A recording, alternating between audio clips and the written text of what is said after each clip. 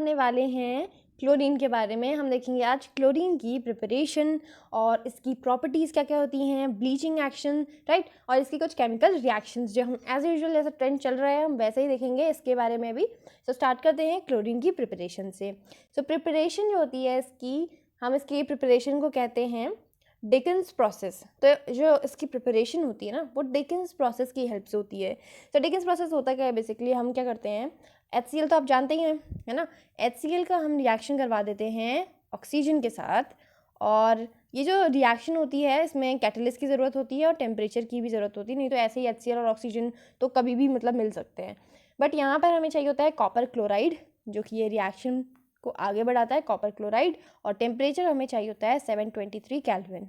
Okay, तो जब copper chloride होता है इसमें प्रेजेंट एज अ कैटलिस्ट और 723 केल्विन प्रेशर यहाँ पर टेम्परेचर रहता है, तो HCl और हमारे पास ऑक्सीजन जो है ये दोनों रिएक्ट करते हैं और रिएक्ट करके हमारे पास ये बन जाता है Cl2 प्लस H2O।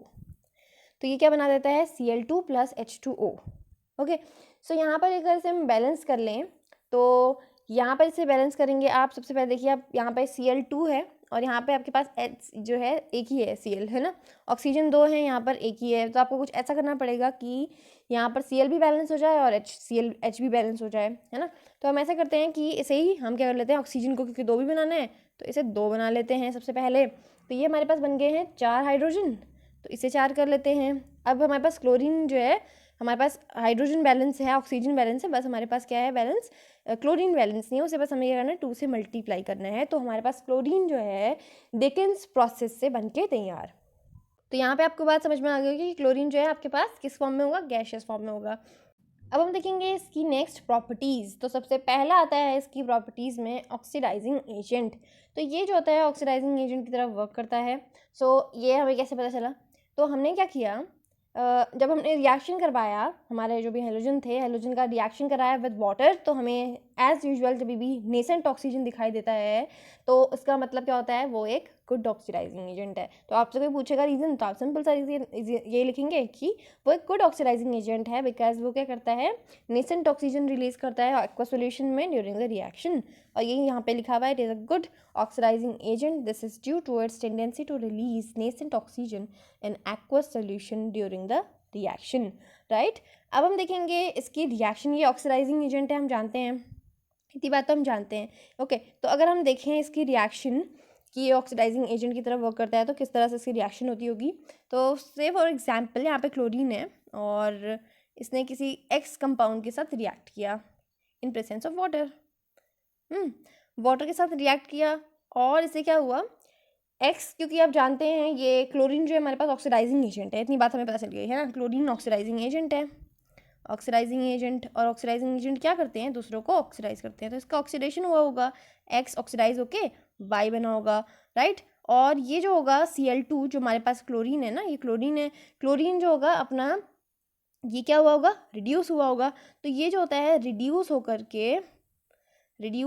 के क्या बना होगा, रिड्यूस होकर के ये क्लोरीन जो होता है HCl बन जाता है। तो इस वाली रिएक्शन से भी ये प्रूफ होता है कि यहाँ पर जो दूसरा कंपाउंड है अगर वो ऑक्सीडाइज हुआ है तो ये क्या हुआ होगा, खुद रिड्यूस हुआ होगा।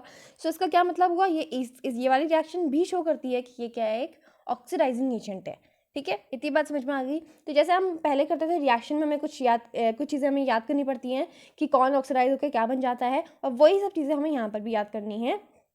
फिर आप यहाँ पे केमिकल रिएक्शंस जो आएंगी आपके पास हेलोजन की, वो आप कर पाएंगे, ठीक है। अगर जो हमारे पास एक्स था यहाँ पर, ये एक्स ऑक्सीडाइज होकर वाई बन रहा था ना, अब बस हमें यही देखना है कि वो जो एक्स ऑक्सीडाइज होकर वाई बन रहा था वो क्या क्या हो सकता है। तो वही चीज़ यहाँ पे लिखी है, एक्स ऑक्सीडाइजेस वाई। तो यहाँ पे एक्स जो है ये मैंने ऑलरेडी लिखा हुआ है, वाई देखते हैं कि वो ऑक्सीडाइज होकर क्या बनता है। तो जब FeSO4 हो रहता है तब हमारे पास बन जाता है, ये मैंने आपको पहले भी बताया था, जब भी FeSO4 ऑक्सीडाइज होता है तो एक ही चीज़ बनती है, वो होती है Fe2SO4 होल थ्राइस। ये कैसे बनती है मैं हमेशा बताती हूँ। हाँ, हम जानते हैं Fe की जो एक ऑक्सीडेशन हम जानते हैं उसकी ऑक्सीडेशन स्टेट +2 +3 दोनों ही रहती है। तो +2 से अगर जो वो +3 बन जाएगा, सोचिए अभी ये +2 में है ना, जब ये +3 हो जाएगा तो SO4 तो हमेशा की तरह -2 ही रहेगा, बस ये क्या हो जाएगा +3 हो जाएगा क्योंकि इसका ऑक्सीडाइज हुआ है ना ये, तो इसकी ऑक्सीडेशन स्टेट तो बढ़ जाएगी, राइट। तो यहाँ पर अब देखिए ये क्या बन जाएगा Fe2 क्रॉस मल्टीप्लाई करके और SO4 होल थ्राइस। तो ये इस तरह से बनता है ना। हमें इसके रीजंस भी पता होने चाहिए, जब हम कुछ पढ़ रहे हैं तो हमें उसका लॉजिक पता होना चाहिए, वो हो क्यों रहा है, रटने से कुछ नहीं होगा, राइट। आप देखिए यहाँ पे H2S है, तो H2S जो होता है ऑक्सीडाइज होके S बन जाता है, ठीक है। यहाँ पे भी इसका क्या हो रहा है, चार्ज जो आप देख सकते हैं S का यहाँ पे पहले माइनस था, है ना, -2 था और यहाँ पर अब क्या हो गया है 0 हो गया, जो कि बढ़ गया है, -2 एक कम वैल्यू है। अब उसके बाद अगर हम देखें NaNO2, तो NaNO2 जो होता है इंक्रीज, यहाँ पर भी ऑक्सीडाइज होगा, तो यहाँ पर ऑक्सीडाइज होकर ये बन जाता है NaNO3, ठीक है। तो ये ऑक्सीडाइज होकर NaNO3 बन गया। उसके बाद हमारे पास अगर हम इसका नाम देखें तो ये क्या होगा, सोडियम नाइट्राइट, राइट। उसके बाद हमारे पास है सोडियम सल्फाइड, ये Na2SO3 जो है सोडियम सल्फाइड है।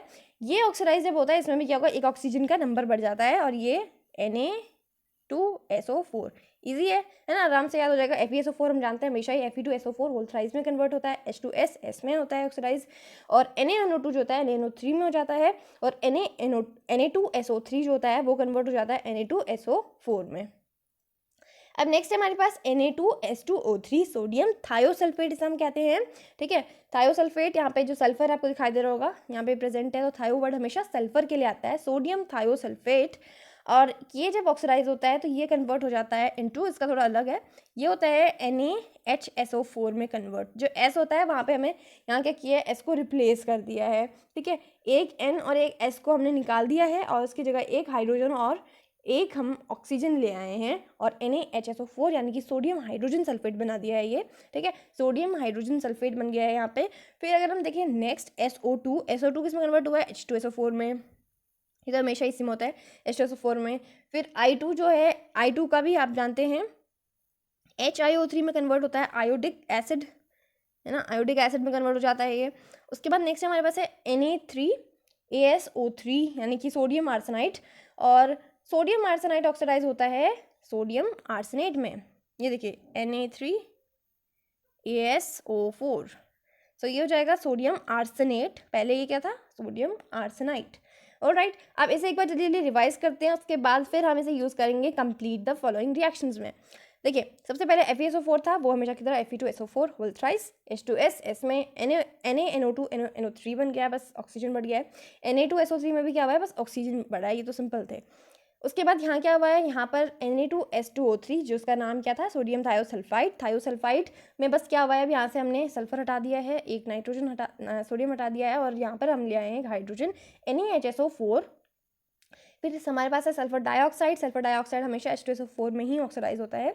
उसके बाद हमारे पास है I2 जो होता है HiO3 में ये ऑक्सीडाइज होता है। फिर नेक्स्ट हमारे पास Na3ASO3, ये ऑक्सीडाइज होता है Na3ASO4 में, ठीक है। ये रिवाइज हो गया। अब हम इसे यूज़ करेंगे कंप्लीट द फॉलोइंग रिएक्शन में, ठीक है। तो कंप्लीट द फॉलोइंग रिएक्शन में सबसे पहले हम देखेंगे, यहाँ पर आपको दिखाई दे रहा होगा FeSO4 है और H2SO4 भी है साथ में, है ना, और क्लोरीन है, क्योंकि हमने तो क्या सीखा था, यही सीखा था ना हमने कि यहाँ पर जब क्या होगा, क्लोरीन होगा और FeSO4 होगा, तब ये FeSO4 जो होगा यहाँ पर ऑक्सीडाइज हो जाएगा, है ना। इतनी बात तो हमने सीखी भी है, तो हमें बस वही करना है, कुछ भी चेंज नहीं होगा। FeSO4 जो होता है ऑक्सीडाइज होकर के, ये ऑक्सीडाइज करने में हेल्प कौन करता है, यहाँ पे जो आपको H2SO4 दिखता है ना, यही कर रहा है इसको हेल्प, इसको ऑक्सीडाइज करने में, ठीक है, और अच्छे से ऑक्सीडाइज करने में। और ये देखिए यहाँ पे FeSO4 है, ये क्या होता है, ये जब ऑक्सीडाइज होता है किस में कन्वर्ट होता है, ऑक्सीडाइज होकर के ये कन्वर्ट हो जाता है Fe2SO4 होल थ्राइस में, ठीक है। और हम जानते हैं Cl2 जो होता है, Cl2 रिड्यूस होके, हमने पढ़ा था Cl2 रिड्यूस होके किस में रिड्यूस होता है, ये Cl2 HCl में होता है, ठीक है, HCl में रिड्यूस हो जाता है ये। तो यहाँ पर भी हमें क्या करना है, वही लिखना है HCl। समझ में आ रही है आपको मेरी बात। यहाँ पर एक चीज़ ऑक्सीडाइज होगी, वो कौन होगी, वो रिएक्टेंट होगा जो हेलोजन से रिएक्ट कर रहा होगा, और हेलोजन खुद क्या होगा, रिड्यूस होगा, क्योंकि हम जानते हैं halogens are good oxidising agent, right.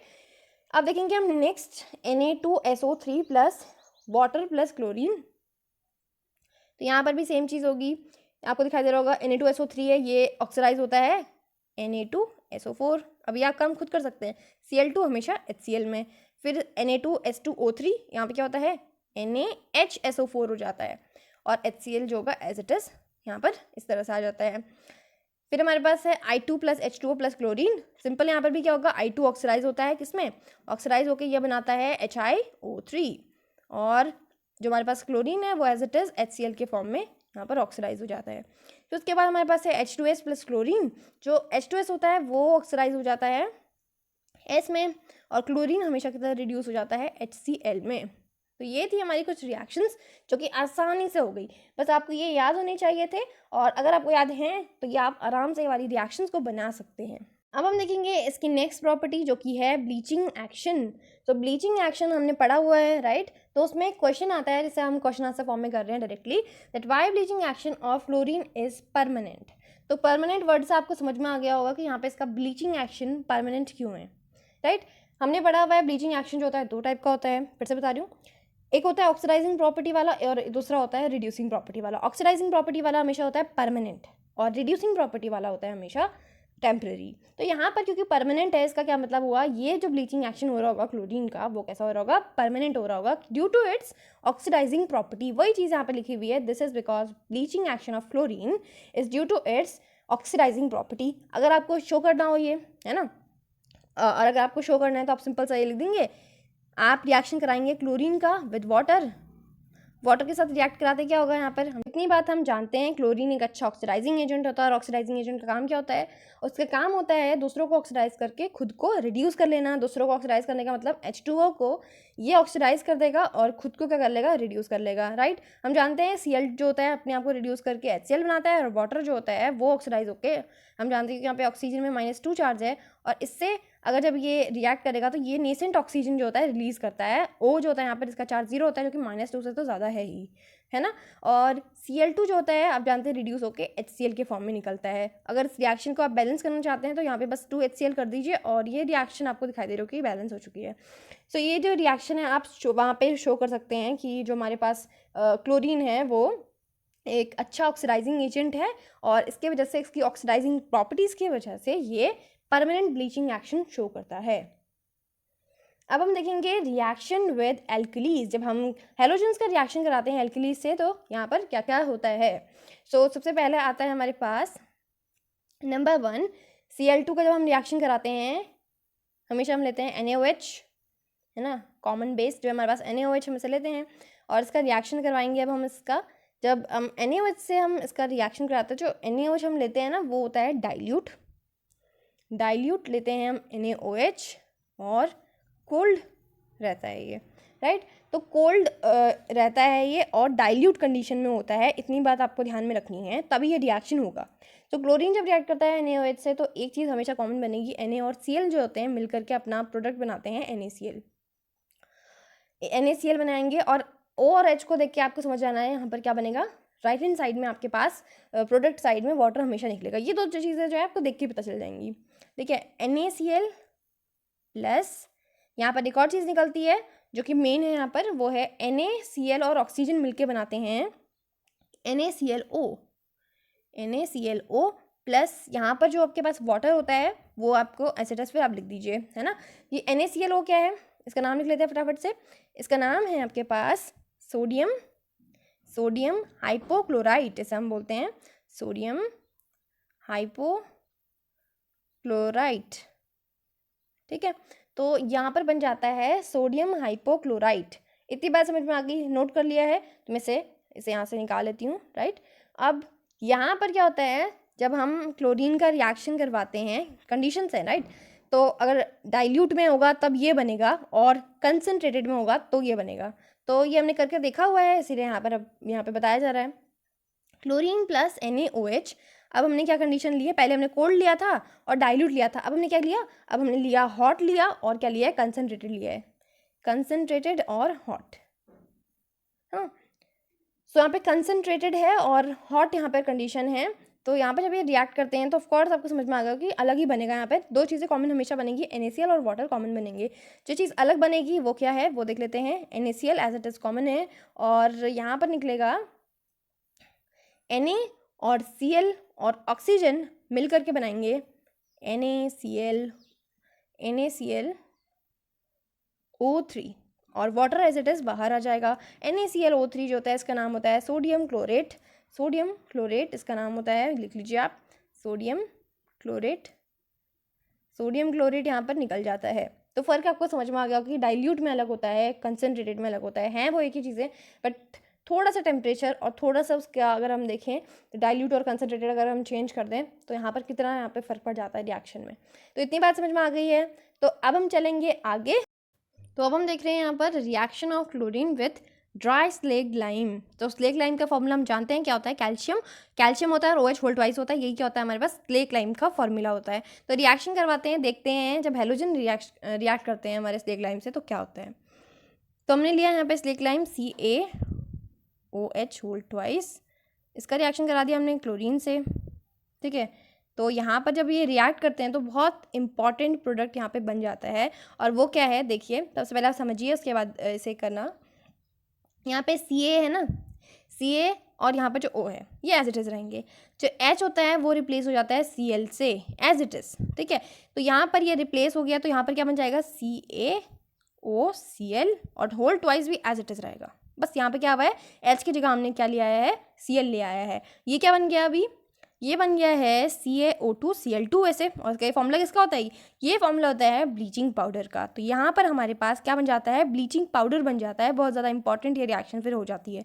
तो आप सिंपल से अगर आपको कोई पूछे कि जब हम क्लोरीन का रिएक्शन कराते हैं ड्राई स्लेग लाइम से तब क्या बनता है, तो आप सिंपल लिख सकते हैं कि when Cl2 is passed over dry slaked lime then bleaching powder is formed. और इसके साथ साथ क्या बनता है वो भी आप लिख लीजिए।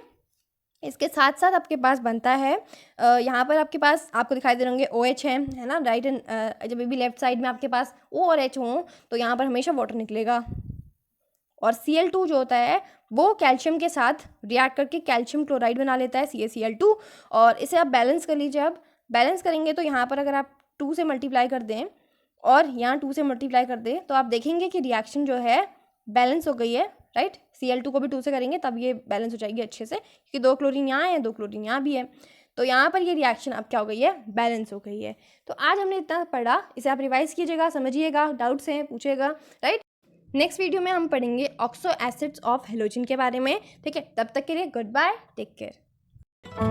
If you found my video helpful, then please like the video and comment if you have any doubts regarding the topic, and do subscribe the channel if you really wanted to learn like this. So keep watching my videos and stay tuned.